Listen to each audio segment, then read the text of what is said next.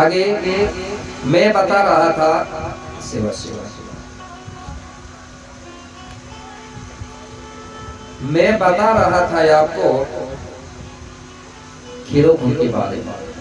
तो जो लोहंडी राजा है वो धनवान था, उसके पास सब कुछ भरपूर था, सोना है, चांदी है, हीरा है, मोती है। हाँ, बैठते जाएंगे सभी लोग। हाँ, भूमिका लोग आए हैं, एक बार भूमिका गुरुओं के लिए जोरदार ताली बजा दें और बैठने की व्यवस्था भी कर देंगे, क्योंकि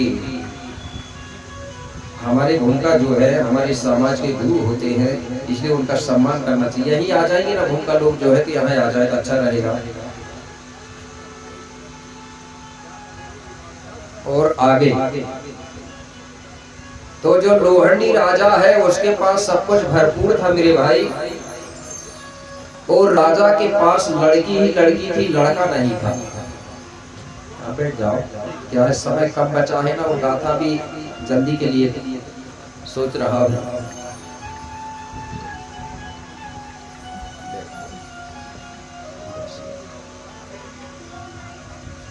हमारे जो भूमिका संघ के लोग हैं, भूमिका गुरु है, तो लोहंडी राजा के पास सब कुछ भरपूर था मेरे भाई, लेकिन लड़का नहीं था। सिर्फ वो लोहंडी राजा की दो लड़की थी, एक लड़की का नाम था बमलाई दाई और एक लड़की का नाम था समलाई। ये दोनों जुड़वा कन्या थी। कैसी थी? जुड़वा कन्या, बमलाई दाई और समलाई दाई। अब राजा रात दिन सोचता था कि बड़ादेव बूढ़ादेव की कृपा से मेरे पास सब कुछ भरपूर है, लेकिन बोले लड़का नहीं है, लड़की ही लड़की है। लड़की तो पराई होती है, बोले विवाह के बाद में दूसरे के घर चली जाएगी। अगर लड़का होता तो मेरे बाद में वो राज्य चलाता। ऐसा वो सोच सोच करके बड़ा दुखी था मेरे भाई। एक दिन गांव के लोगों के साथ बैठा था, गांव के लोगों से चर्चा कर रहा था। बोले बड़ादेव बूढ़ादेव ने मुझे धन दौलत सब कुछ दिया, लेकिन लड़का नहीं दिया। गांव वाले कहने लगे, बोले महाराज लड़का नहीं दिया तो क्या हुआ, लड़की तो दिया है ना। बोले अरे, बोले लड़की पराई होती है, विवाह के बाद दूसरे के घर चली जाएगी, राज्य कौन चलाएगा मेरे मरने के बाद। अगर लड़का होता तो मेरे मरने के बाद मेरा लड़का यहाँ का राज्य चलाता, राज्य का संचालन होता, राज्य कैसे चलेगा। गांव के लोग कहने लगे, बोले महाराज हमारे गोंडवाना गोंडियन समाज में तो ऐसी व्यवस्था है कि जिसकी लड़की लड़की होती है फिर भी उसका राज्य चल जाता है। चलता ही नहीं चलता। और मैं तो कह रहा हूँ जिसका लड़का गड़बड़ हो जाए तो लड़की के घर में रखें, लड़का से अच्छी लड़की होती है, घर दामाद ले आओ फिर। क्योंकि लड़का इसलिए बिगड़ रहा है, घर में तो रहना ही है हमको, और कहीं इनको भेजाना चालू कर दो गड़बड़ लड़कों को ना, और लड़कियों को घर में रखना चालू कर दो ना, तो लड़का अपने आप सुधरने लगेगा। ठीक है कि जो लड़का है तो ठीक है, सही है। तो मेरे भाई राजा से कहने लगे, तो राजा कहने लगा बात तो सही है। तो बोले महाराज एक काम करो, तुम अपनी जो लड़की है ना, दो लड़की है बमलाई समलाई, एक लड़की के लिए बोले आप घर दामाद ले आओ, बोले लमसे न ले आइए। लमसे न समझते हैं, हमारे समाज में जिसकी लड़की लड़की होती है तो दामाद ले आते घर में, लमसे न लाते कि नहीं लाते। तो बोले उसको ले आओ, वही घर चल, वैसी से राज्य चल जाएगा। तो बोले किसका लड़का लाऊं, मुझे लड़का देगा कौन।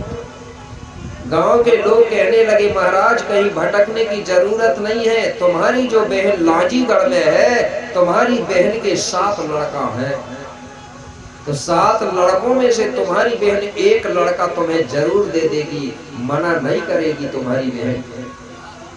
राजा कहने लगा बात तो सही है, और दूसरे का लड़का काय को लाऊंगा, बोले बहन का लड़का लाऊंगा तो मेरा बहन का लड़का यहाँ राज्य करेगा, और दूसरे का लाऊंगा तो वो राज्य करेगा। बोले मेरा बहन का लड़का राज्य करेगा।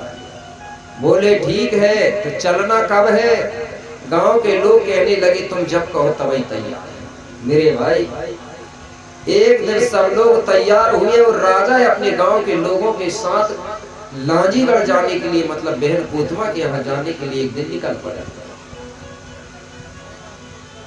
ध्यान से सुनना, इसी गाथा को कई लोग प्रवचन करने वाले ने बता रहा हूं, तोड़ मरोड़ किए हैं, ठीक है ना। ये भी कर रहे हैं लोग, गाथा पे ध्यान देना, क्योंकि हमारे लोगों को गाथा ऐसे से मालूम नहीं है। तो कोई भी गुरु आए, कोई भी प्रचार करने वाले आए, उनने जैसे बताया तो हमारे लोग मान लेते हैं, अनजानता के कारण बोलते नहीं है, जैसा भी बताए तो सुन लेते हैं। और मैं जो गाथा बता रहा हूँ आपको पेनवासी कंगाली जी के माध्यम से बता रहा हूँ, ठीक है। नहीं तो कई लोग पूरी मेरे गाथा को ना जो बता रहा हूँ इसको पूरा तोड़ मरोड़ किए इन लोगों ने, हमारे साथी लोग करते हैं। अरे बताओ अच्छी बात है, लेकिन उसको तोड़ मरोड़ तो मत करो। गीतों को भी तोड़ मरोड़ किए, इससे समाज आगे चल के भ्रमित होगी ना, भटकेगी कि बोले वो गुरुजी ने यहाँ से पता है, वो गुरुजी ने वहां से पता है। तो इसलिए ध्यान से गाथा भी सुनना है। अगर कोई इधर उधर कुछ करता है गड़बड़ तो उससे जवाब भी देना है, ऐसा नहीं कि गुरु है तो सुनते जाओ। तो राजा तैयार हो गया, एक दिन निकल पड़े लांजीगढ़ जाने के लिए। तो लांजीगढ़ धीरे धीरे राजा कुछ लोगों के साथ पहुंचा। उधर कोचमादाई क्या कर रही थी? अरे इधर कोचमाई अपने घर में अंजना रही गुहार, मतलब झाड़ा बटोरी कर रही थी, साफ सफाई।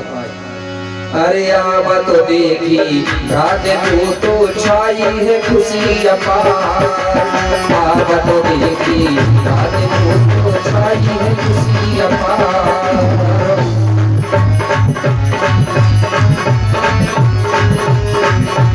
इधर कोचमाई अपने घर में अंजना रही गुहार,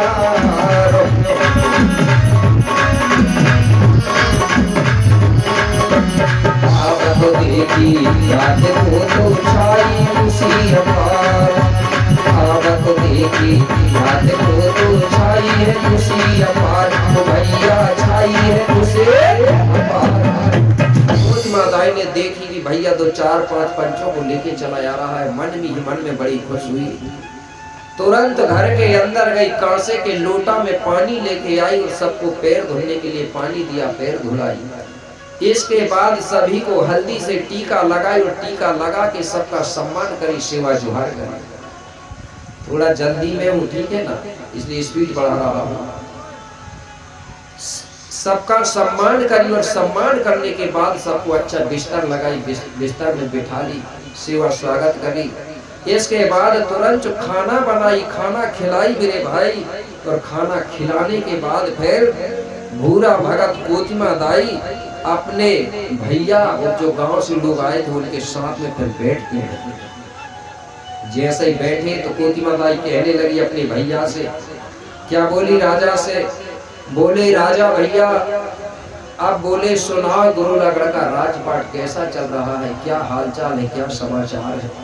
राजा कहने लगा, बहन कोचमा, बूढ़ा देव की कृपा से बोले राजपाट में सब कुछ भरपूर है, कोई चीज की कमी नहीं है, लेकिन फिर भी बहन मैं बड़ा दुखी हूँ, इसलिए तो आपके पास आया हूँ।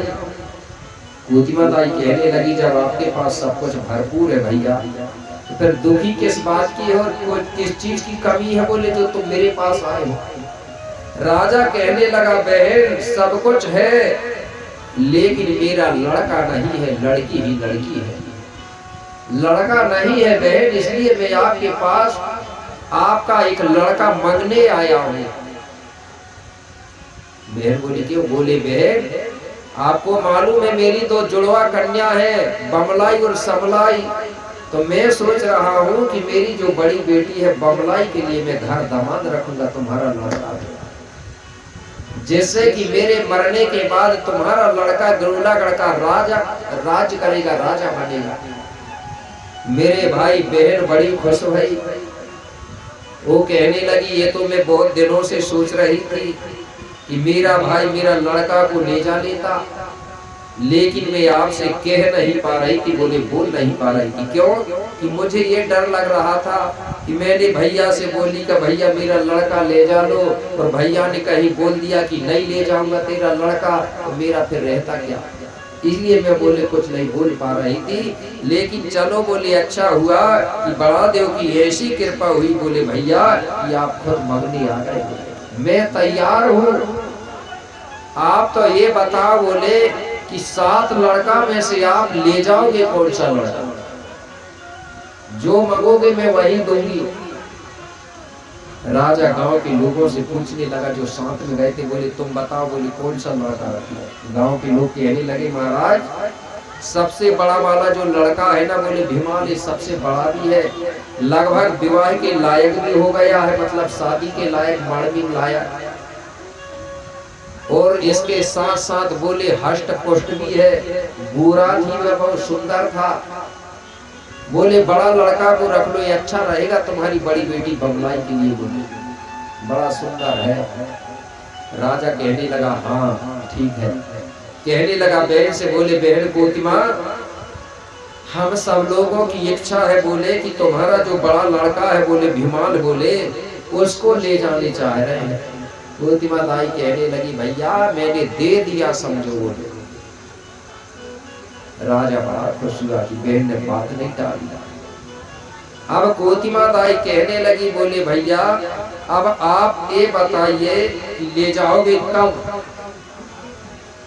राजा कहने लगा बहन दूर भी पड़ता है और काय को बार बार आएंगे, एक ही बार में अगर पूरा काम सफल हो जाए तो अच्छा है, नहीं तो आज के गोंड लोग तो 10 बार जा रहे हैं,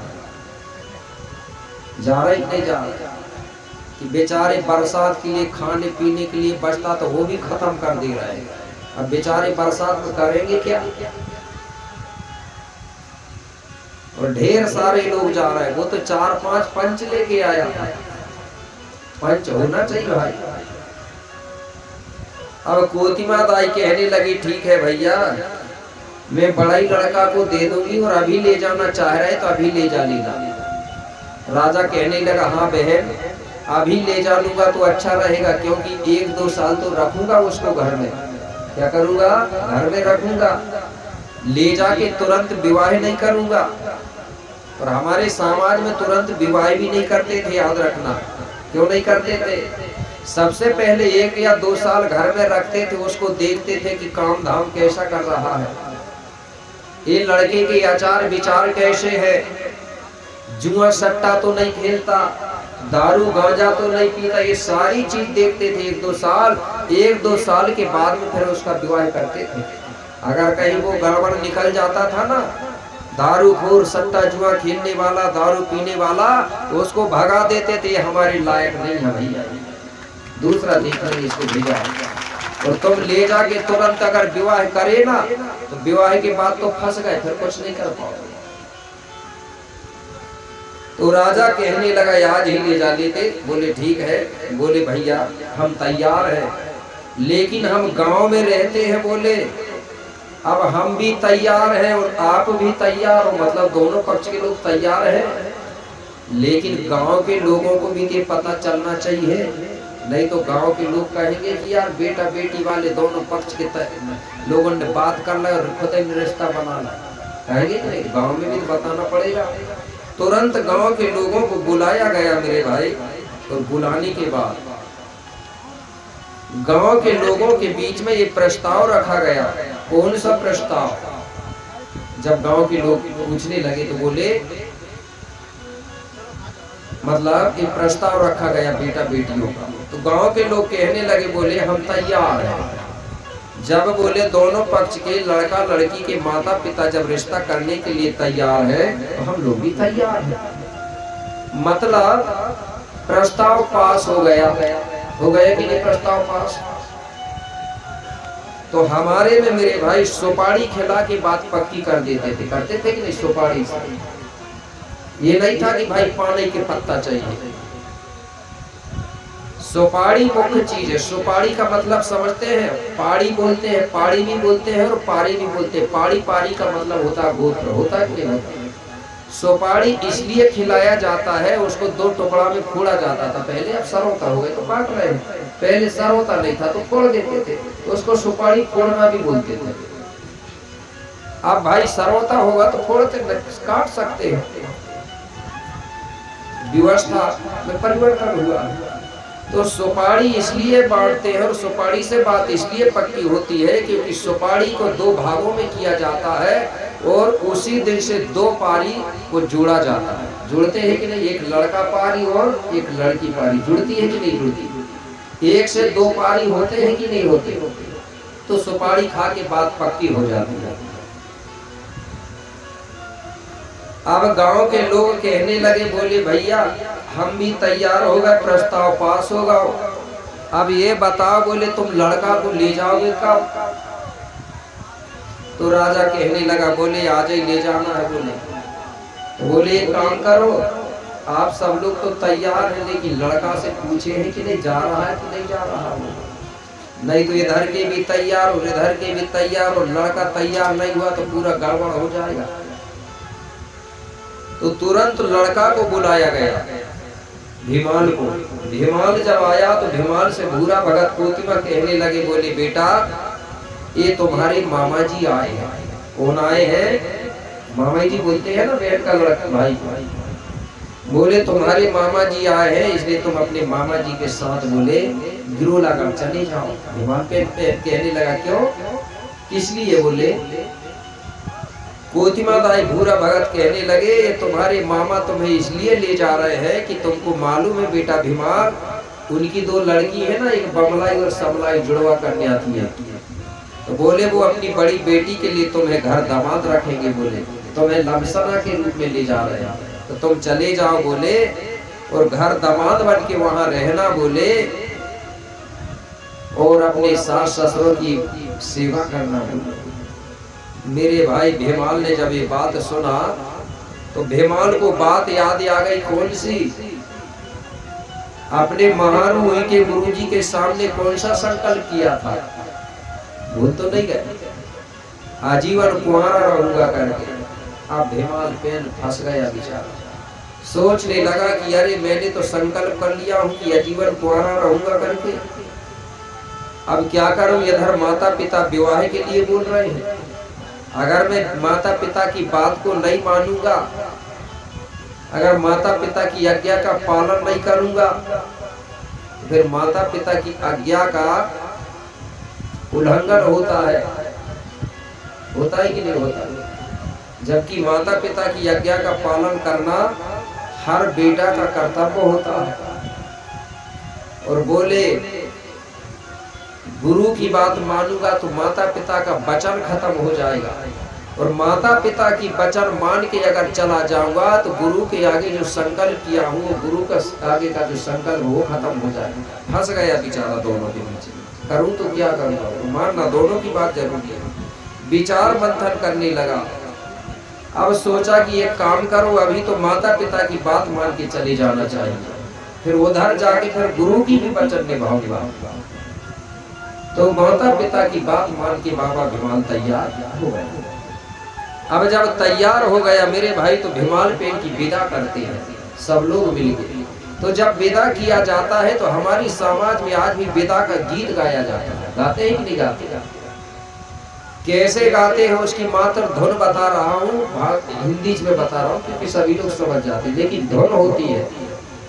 छत्तीसगढ़ जाओगे तो छत्तीसगढ़ी में गाएंगे, गाते हैं। हिंदी वाले क्षेत्र में हिंदी से गा लेंगे, जहाँ गोंडी है गोंडी से गा लेंगे, लेकिन उसकी धुन होना चाहिए हमारी, ठीक है? धुन से पहचान होती है। तो विदा होने लगी, भीमाल पेन कहने लगा ठीक है, तो बोले मैं तैयार हो गया बोले जाने के लिए। तो सबसे पहले क्या करता है, अपने माता पिता के चरणों में सेवा जोहार करता है, मतलब आशीर्वाद लेता है। कैसे? माता पिता की आज्ञा पाके अरे भीमालो भाई तैयार हो गए। अरे माता पिता की आज्ञा पाके अरे भीमालो भाई तैयार।